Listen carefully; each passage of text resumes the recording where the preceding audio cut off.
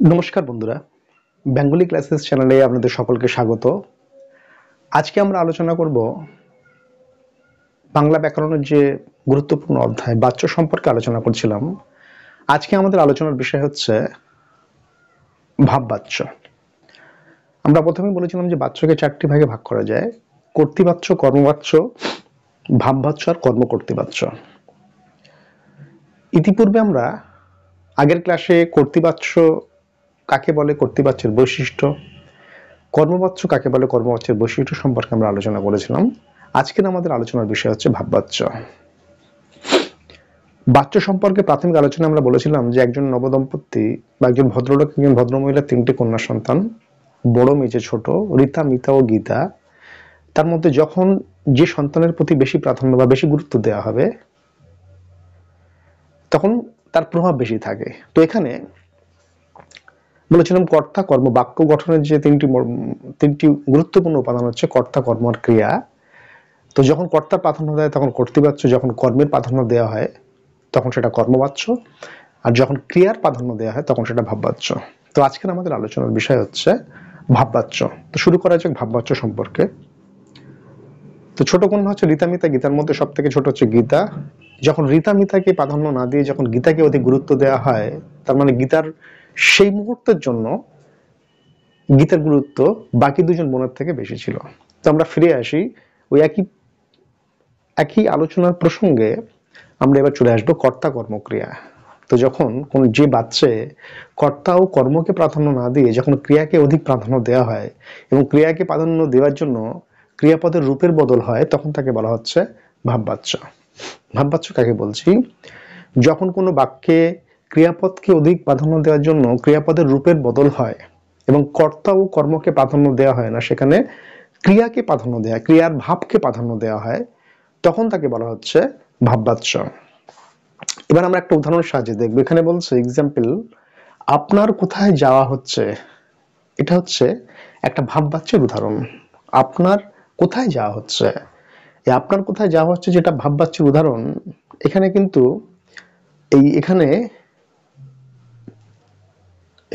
এখানে কর্তা বা কর্ম নয়, এখানে কর্তা বা কর্ম নয়, এখানে যাওয়া ক্রিয়াটির প্রাধান্য বোঝানো হয়েছে। এখানে যাওয়া যে ক্রিয়াটি, এই যাওয়া ক্রিয়াটির প্রাধান্য এখানে বোঝানো হয়েছে।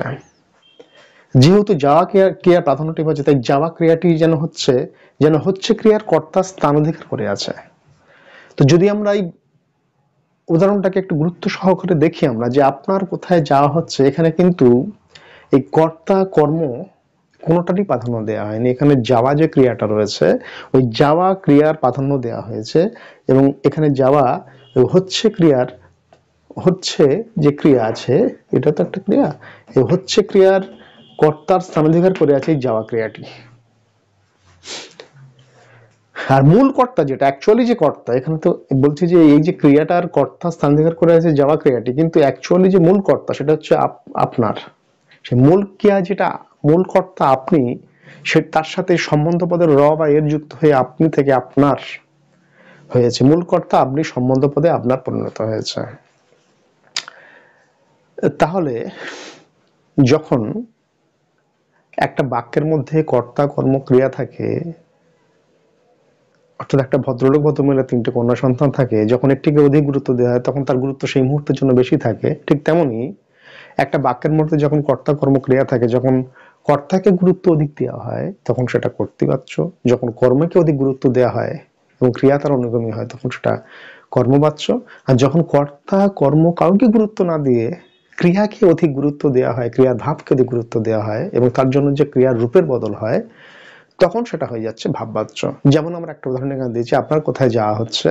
এখানে মূলত এই কর্তার কর্মকে গুরুত্ব এখানে দেওয়া হয়নি, এখানে ক্রিয়া কোনটা যাওয়া, এই যাওয়া ক্রিয়াটাকে অধিক গুরুত্ব দেওয়া হয়েছে বা প্রাধান্য দেওয়া হয়েছে, আর হচ্ছে ক্রিয়ার কর্তা স্থানাধিকার করে আছে ওই যাওয়া ক্রিয়াটি। আর মূল কর্তা, অ্যাকচুয়াল যেটা প্রকৃতপক্ষে কর্তা, সেটা হচ্ছে আপনি। সে আপনি এখানে সম্বন্ধ পদের র বা এর যোগ হয়ে এখানে হয়েছে আপনার। তো এটা হচ্ছে ভাববাচ্য সম্পর্কে যে সংজ্ঞার সঙ্গে কানেক্টেড করে আমরা একটা উদাহরণ দিলাম।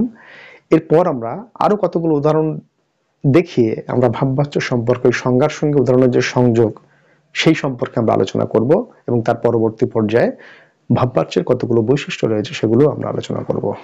তো এরপর আমরা উদাহরণের সাহায্যে ভাববাচ্যের সংজ্ঞা সহ আলোচনা আমরা করব।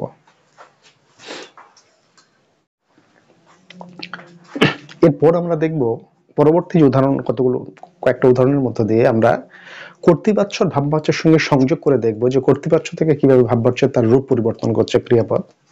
তো কর্তৃবাচ্য বলছে কীটনাশক ঔষধ এখানে নানা কারণে ব্যবহার করি। কীটনাশক ঔষধ এখন নানা কারণে ব্যবহার করি, কোন একজন ব্যক্তি ব্যবহার করছেন তিনি বলছেন। আর ভাববাচ্যে যখন বলা হচ্ছে ভাবের মাধ্যমে অর্থাৎ ক্রিয়াকে প্রাধান্য দেওয়া হচ্ছে, তখন সেখানে বলছে যে কীটনাশক ঔষধ এখানে নানা কারণে ব্যবহার করা হয়। দুটো ক্রিয়া রয়েছে, উপরিউক্ত যে কর্তৃবাচ্যের যে ক্রিয়া রয়েছে, ভাববাচ্যের যে ক্রিয়া রয়েছে, দুটো কিন্তু একই ক্রিয়া, ভাবের প্রকাশও একইভাবে করছে, দুটো ক্রিয়ারই ভাব কিন্তু একই ভাব প্রকাশ করছে। কিন্তু যেহেতু কর্তৃবাচ্যে কর্তা প্রাধান্য, সেই কারণে ব্যবহার করি এখানে ক্রিয়াপদের রূপ ক্রিয়া ব্যবহার করি, এই ক্রিয়াপদের রূপ এখানে ব্যবহার হয়েছে। আর ভাববাচ্যে যখন আমরা ওই একই বাক্যটাকে ব্যবহার করেছি তখন দেখছি যে কীটনাশক ঔষধ এখানে নানা কারণে ব্যবহার করা হয়, করা হয়। এখানে কিন্তু এই যে ক্রিয়াপদের ভাববাচ্যের ক্ষেত্রে ক্রিয়াপদের যে রূপ, ক্রিয়ার রূপের বদল ঘটেছে, ক্রিয়ার রূপের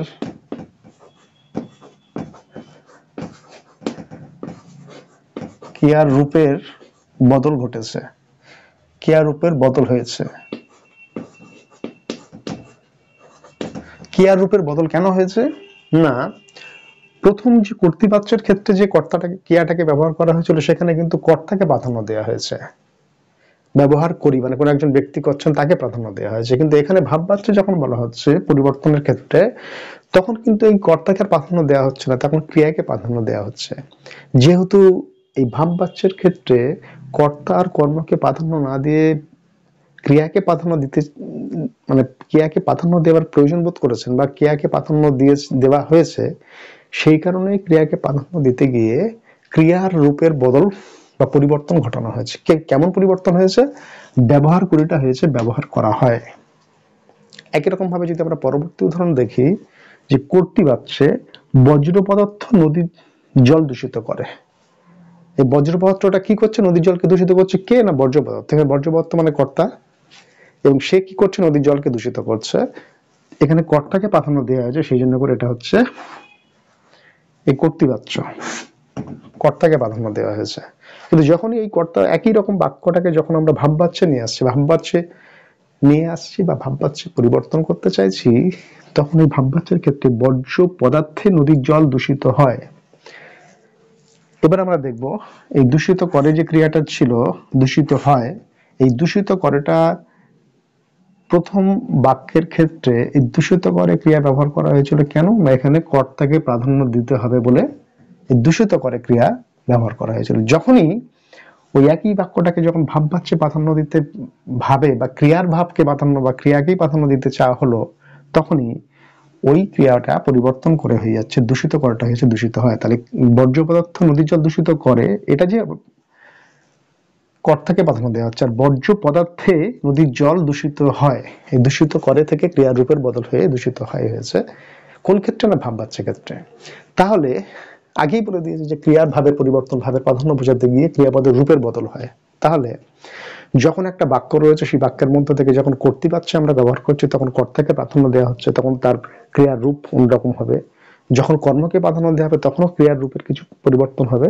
আবার যখন সেটাকে কর্তা আর কর্মকে প্রাধান্য না দিয়ে যখন ক্রিয়াকে প্রাধান্য দিতে চাওয়া হবে, তখন আবার ক্রিয়ার রূপের পরিবর্তন হবে। ক্রিয়া একই জায়গায় স্থির থাকবে, মানে ক্রিয়ার বিভিন্ন রকম রূপের পরিবর্তন হবে। কর্তাকে প্রাধান্য দেওয়ার সময় ক্রিয়ার একরকম রূপ দেখতে পাবো আমরা, কর্মকে প্রাধান্য বাক্যের মধ্যে যখন কর্মকে প্রাধান্য দেবো তখন একটা ক্রিয়ার রূপ দেখতে পাবো, আর যখন কর্তা কর্মকে কোনোটাকেই প্রাধান্য না দিয়ে যখন ক্রিয়াকে প্রাধান্য দেবো তখন আমরা আরেকটা রূপ আমরা ক্রিয়ার দেখতে পাবো। যেমন আমরা দেখেছি প্রথম বাক্যে কর্তৃবাচ্যে কর্তাকে গুরুত্ব দেওয়া হচ্ছে, ব্যবহার করেছে ক্রিয়ার রূপ। ভাববাচ্যে সেই একই বাক্যর ক্ষেত্রে ক্রিয়াকে প্রাধান্য দেওয়ার জন্য যে ব্যবহার করা হয়। একই রকম ভাবে প্রথম বাক্যে বর্জ্য পদার্থ নদীর জল দূষিত করে ক্রিয়া ব্যবহার করা হয়েছিল। পরবর্তী পর্যায়ে ভাববাচ্যের ক্ষেত্রে ক্রিয়াকে প্রাধান্য দেওয়ার জন্য জল দূষিত করে কে হয়ে গিয়েছে জল দূষিত হয়। আশা করি এই কর্তৃবাচ্যের ক্ষেত্রে ক্রিয়ারূপ কেমন হয়, ভাববাচ্যের ক্ষেত্রে ক্রিয়ারূপের কেমন হয়, এই উদাহরণের মধ্য দিয়ে বাক্যের সঙ্গে সংযোগ করে আমরা এই সংজ্ঞার সঙ্গে উদাহরণের কানেক্ট করে আমরা বুঝতে পারছি যে ভাববাচ্যের ক্ষেত্রে কি কি পরিবর্তন আমরা হয়। এরপর আমরা উদাহরণ দেখব এবং ভাববাচ্যের বৈশিষ্ট্যগুলো আমরা বিস্তৃত আলোচনা করব। তো এবার শুরু করা যাক ভাববাচ্যের বৈশিষ্ট্যগুলি।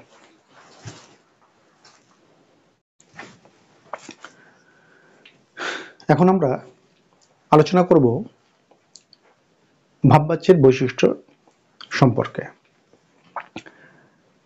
এই ভাববাচ্যের যে বৈশিষ্ট্যগুলি রয়েছে আমরা দেখব ভাববাচ্যের বৈশিষ্ট্যের সঙ্গে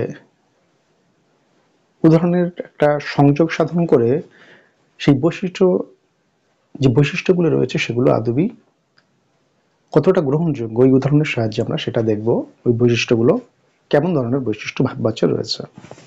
তো ভাববাচ্যের প্রধান বৈশিষ্ট্য হচ্ছে, ভাববাচ্য সম্পর্কে আমরা জেনেছি যে ভাববাচ্যে ক্রিয়াপদিক প্রধান। তো ভাববাচ্যের প্রথম বৈশিষ্ট্য হচ্ছে যে ভাববাচ্যে ক্রিয়াপদিক প্রধান। আমরা আগেই বলেছিলাম নবদম্পতি সম্পর্কিত যে ঘটনাটা, যে একটা নবদম্পতি একটা ফ্যামিলি একটা পরিবারের তিনটি কন্যার মধ্যে যখন কোন একটা কন্যাকে বেশি গুরুত্ব দেওয়া হয় তখন সেই সময়ের জন্য সেই কন্যার গুরুত্ব বেশি, যখন কোনো বাকি দুই কন্যার গুরুত্ব কম।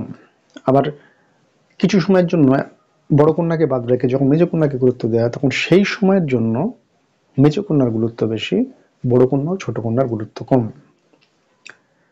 তো যখন যে কন্যার গুরুত্ব দেওয়া হয় তখন সেই সময়ের জন্য সেই কন্যার গুরুত্ব বেশি। তেমনি ভাবে বাক্যের যে প্রধান তিনটি উপাদান কর্তা কর্ম ক্রিয়া, এই কর্তা কর্ম ক্রিয়ার মধ্যে যখন কর্তার অধিক গুরুত্ব দেওয়া হয় তখন তাকে বলেছিলাম কর্তৃবাচ্য।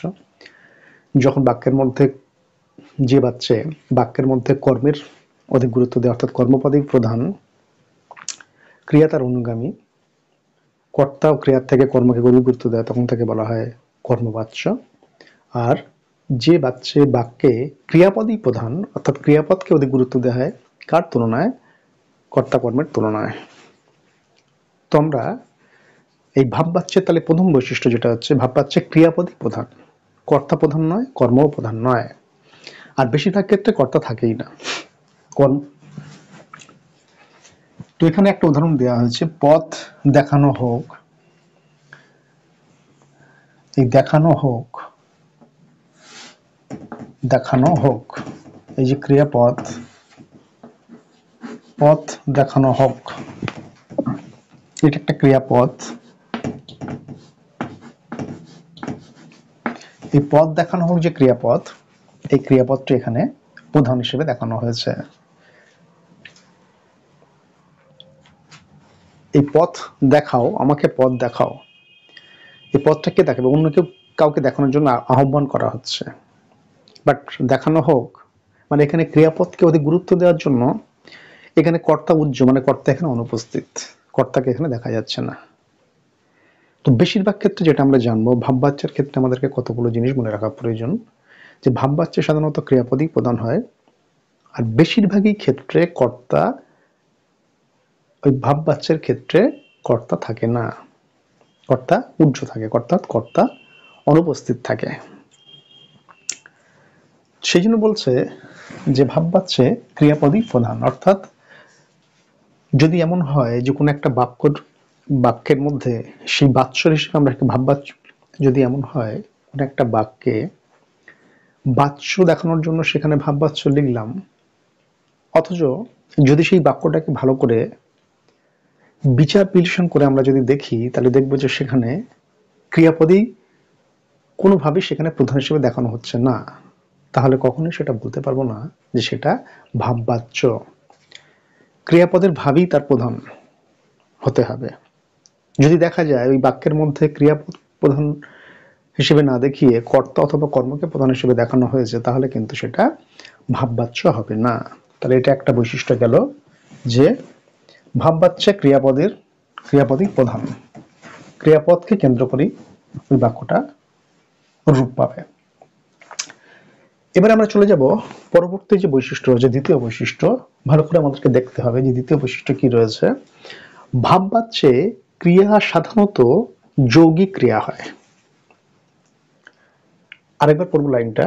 ভাববাচ্যে ক্রিয়া সাধারণত যৌগিক ক্রিয়া হয় এবং শেষ পদটি অর্থাৎ সমাপিকা অংশটি সাধারণত হ ধাতু, যা ধাতু, পা ধাতু অথবা চল ধাতু হয়। লাইনটা তো আমরা পড়ে ফেললাম, বা লাইনের মধ্যে কি শব্দ বলতে চেয়েছে সেটাও আমরা শুনতে পেলাম, কিন্তু এর গ্রহণযোগ্যতা বা আদবি এই শব্দগুলোর মধ্য দিয়ে কি বোঝাতে চেয়েছে সেটা আমাদের জানা প্রয়োজন। তো আমরা এবারে জানবো ভাববাচ্যে ক্রিয়া সাধারণত যৌগিক ক্রিয়া হয়। তো ভাববাচ্যে মানে ভাবের প্রকাশ, ক্রিয়ার ভাবের প্রকাশ, তার মানে ক্রিয়া সেখানে থাকবে।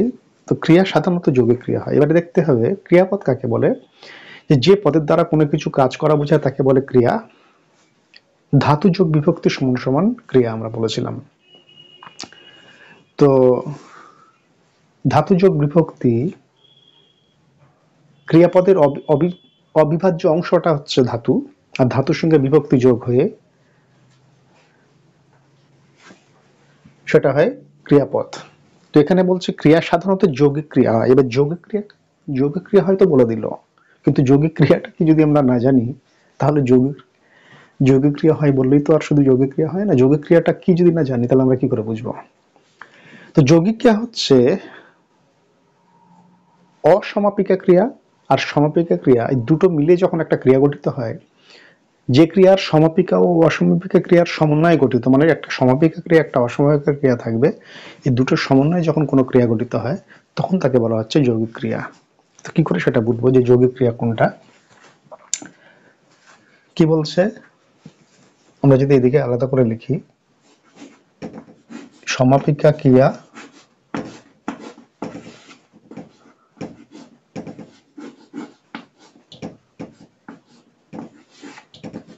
অসমাপিকা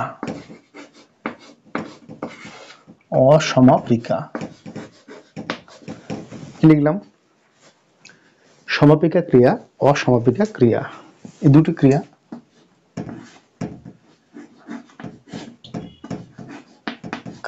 অসমাপিক ক্রিয়া, এই দুটো ক্রিয়ার সমন্বয়ে যখন কোনো ক্রিয়া গঠিত হয়, এই দুটো ক্রিয়ার সমন্বয়ে যখন কোনো ক্রিয়া গঠিত হয় তখন তাকে বলা হচ্ছে যৌগিক ক্রিয়া। কি বলা হচ্ছে? যৌগিক ক্রিয়া।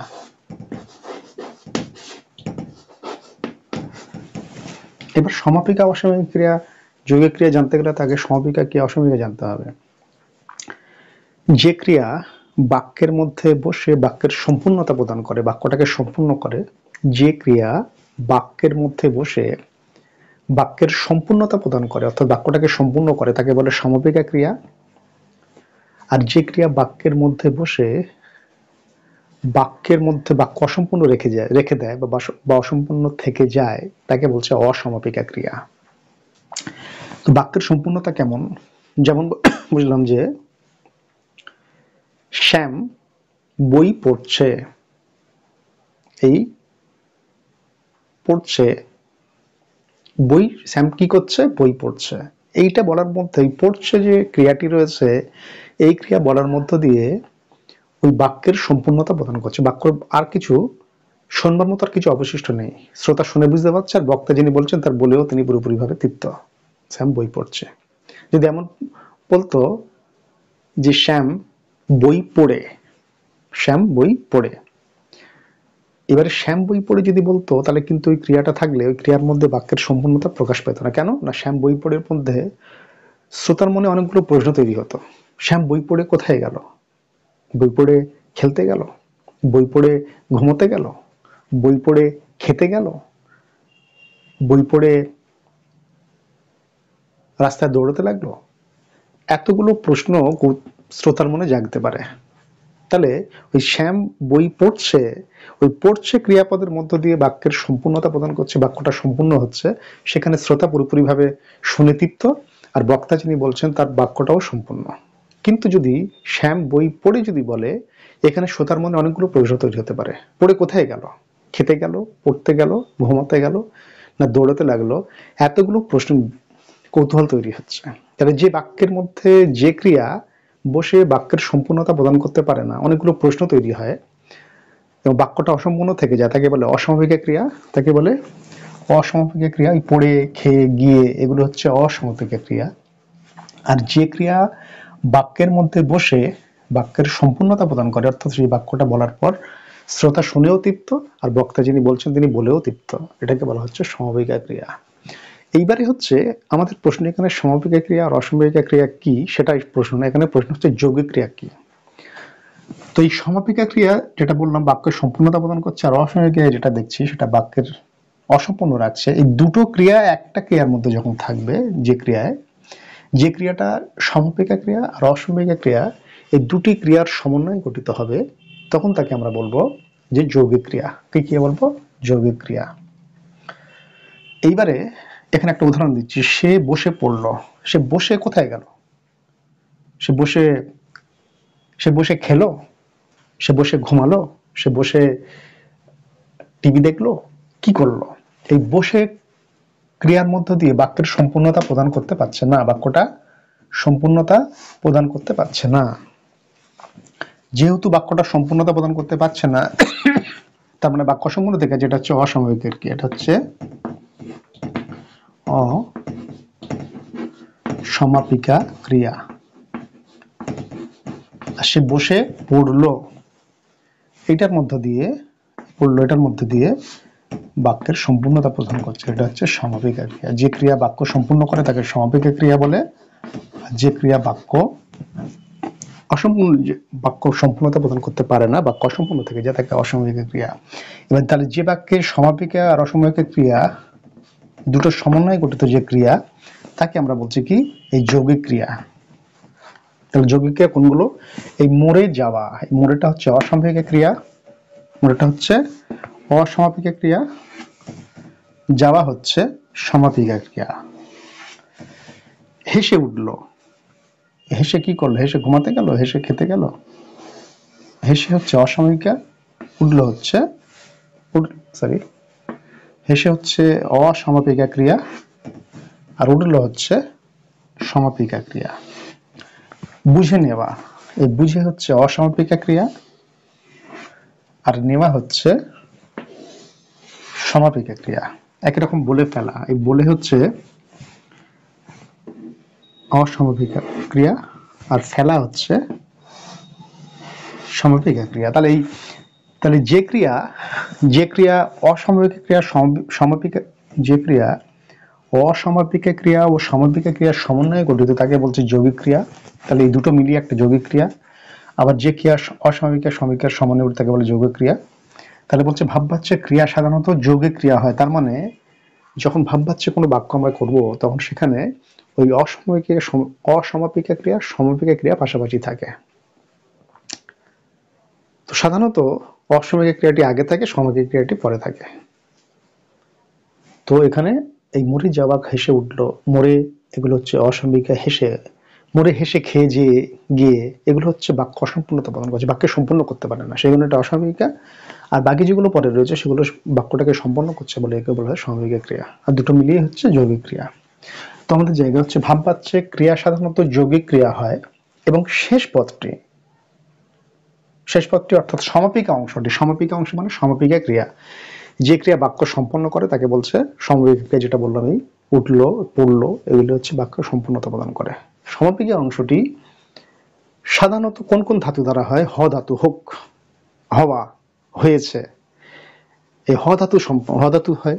যা, পা, চল ধাতু হয়। কোন ধাতুগুলো হচ্ছে? সাধারণত হয় কি ধাতু? হ ধাতু, এই যা ধাতু, পা ধাতু, পড়েছে, পড়বে, যা ধাতু, যাওয়া হলো, খাওয়া, চলে, চল ধাতুর চল, যাওয়া হলো, হ ধাতুর হ ধাতু হলো হচ্ছে হ ধাতুর থেকে উৎপন্ন। চলে, চল ধাতু, ধরা পড়েছে পরধাতু বা পাধাতু। তো এবার যদি আমরা বৈশিষ্ট্যকে উদাহরণের সঙ্গে কানেক্টেড বা সংযোগ করে আমরা যদি এবারে উদাহরণে বৈশিষ্ট্য ফিরে আসি, ভাববাচ্যে ক্রিয়া সাধারণত যৌগিক ক্রিয়া হয়। যৌগিক ক্রিয়া মানে বলে দিলাম যে সমাপিকা আর অসমাপিক ক্রিয়া, যে ক্রিয়ার মধ্যে সমাপিকা আর অসমাপিক ক্রিয়া একসঙ্গে থাকে তাকে বলে যৌগিক ক্রিয়া। এবং শেষ পদটি সাধারণত অসমাপিকা ক্রিয়া যেটা থাকে সেটা হচ্ছে আগে বসে, আর সমাপিকা ক্রিয়াটি হচ্ছে যেটা পরে বসে। তো এখানে তাহলে শেষ পদটি যেটা পরে বসবে, শেষ পদটি হচ্ছে সমাপিকা অংশ, এবং সেখানে বেশিরভাগ ক্ষেত্রে দেখা যায় হধাতু, হয়েছে, হওয়া, হোক, হবে, এগুলো হচ্ছে হধাতু হয়। হধাতু বেশিরভাগ 80% হচ্ছে হধাতু হয়, তারপরে হচ্ছে যা, পা, চল এই ধাতুগুলো সাধারণত দেখা যায়। এটা গেল ভাববাচ্যের দ্বিতীয় বৈশিষ্ট্য। আর প্রথম বৈশিষ্ট্য বললাম যে ক্রিয়াপদই প্রধান। ক্রিয়াপদকে প্রাধান্য দেওয়ার জন্য কর্তা কখনো, বেশিরভাগ ক্ষেত্রে কর্তা সেখানে থাকে না। এবার আমরা দেখব পরবর্তী বৈশিষ্ট্যগুলি।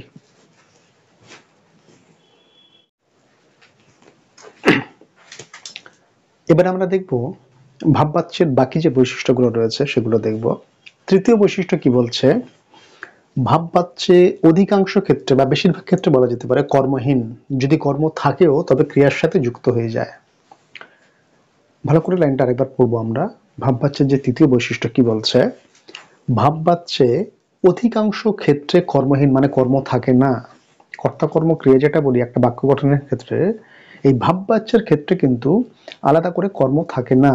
আর যদি কর্ম থাকেও তবে সেই কর্মটাকে আলাদা করে কখনো আমরা সেখানে বসতে দেখি না। বাক্যের মধ্যে, ভাববাচ্যের ক্ষেত্রে বাক্যের মধ্যে কর্ম সাধারণত থাকে না। আর যদিও বা কর্ম থাকে তাহলে সেই কর্মটাকে আলাদাভাবে কোথাও ওই বাক্যের মধ্যে বসতে আমরা দেখতে পাই না। তাহলে কোথায় বসে? ওই কর্মটি ক্রিয়ার সঙ্গে যুক্ত হয়ে বসে। এবার আদবি যেটা বলছি সেটা কি সত্যি সেটা জানবার জন্য আমাদেরকে দেখতে হবে একটা উদাহরণ। এখানে বলছে উদাহরণটা যে তোমার আশা হলো, তোমার আশা হলো। মূলত এই যে বাক্যটা এখানে রয়েছে এই বাক্যে কোথাও কর্ম নেই, কর্ম নেই। অর্থাৎ এই যে ক্রিয়াটা রয়েছে এটা হচ্ছে অকর্মক ক্রিয়া, অকর্মক ক্রিয়া। এই বাক্যের কর্ম নেই। কিন্তু এখানে একটা বাক্যের মধ্যে রয়েছে কর্ম। মা হওয়া কি মুখের কথা?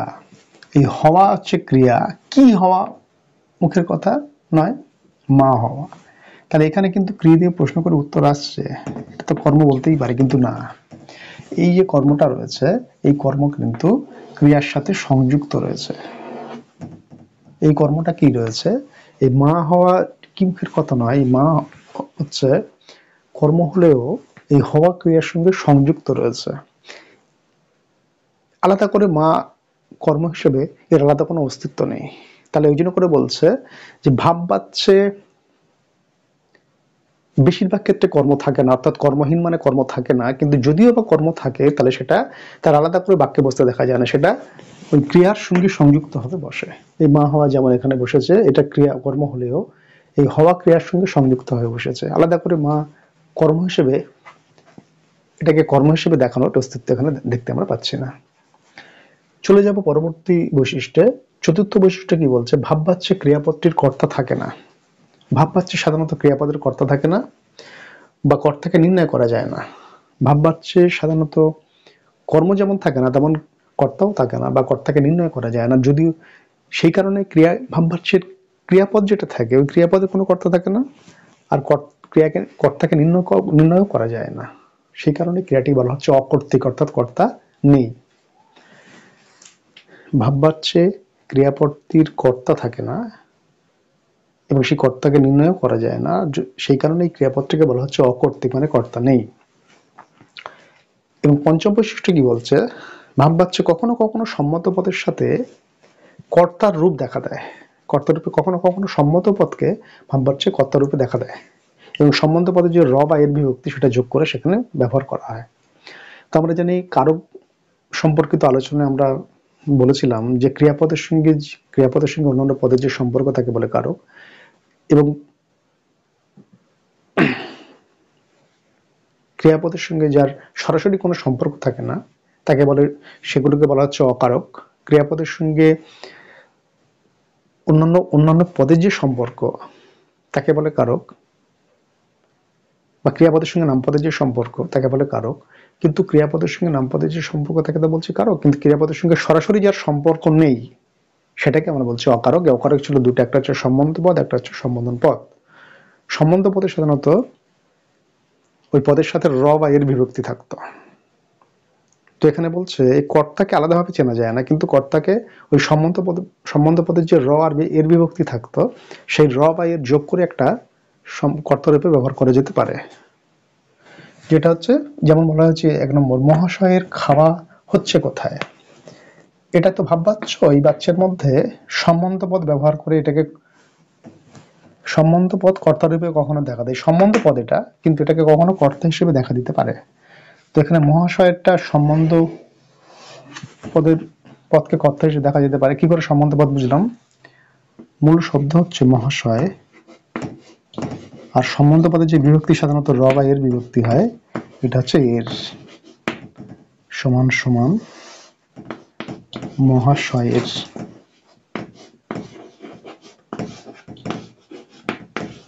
সেই কারণেই বলছে ভাববাচ্যে কখনো কখনো সম্বন্ধ পদ কর্তা রূপে দেখা দেয়। কর্তা সাধারণত কর্তা থাকে না, যদি কর্তা থাকে সেটা সম্বন্ধ পদ রূপে দেখা দেয়।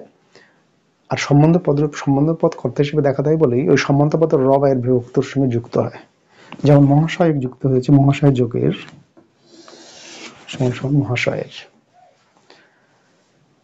তো আজকে আমরা ভাববাচ্য সম্পর্কে যে আলোচনা করছিলাম, ভাববাচ্য কাকে বলে, ভাববাচ্যের কি করে ওই উদাহরণের সাহায্যে আমরা দেখলাম যে কি করে ভাববাচ্যের ক্রিয়াপদ প্রধান হচ্ছে, বাকি কর্তাকর্ম অস্তিত্ব এখানে নেই, বা বাকি কর্তাকর্ম তার অনুগামী বা ক্রিয়ার অনুগামী। এবং ভাববাচ্যের যে বৈশিষ্ট্যগুলো আছে সেই বৈশিষ্ট্যগুলোর সঙ্গে উদাহরণের সাহায্যে আমরা দেখলাম যে বৈশিষ্ট্যের যে লক্ষণগুলো প্রকাশ পাচ্ছে সেখানে, সেটা উদাহরণের সাহায্যে তার মধ্যে কতটা সত্যতা রয়েছে। তো আজকের ভাববাচ্য ক্লাস এখানে শেষ করছি। নমস্কার।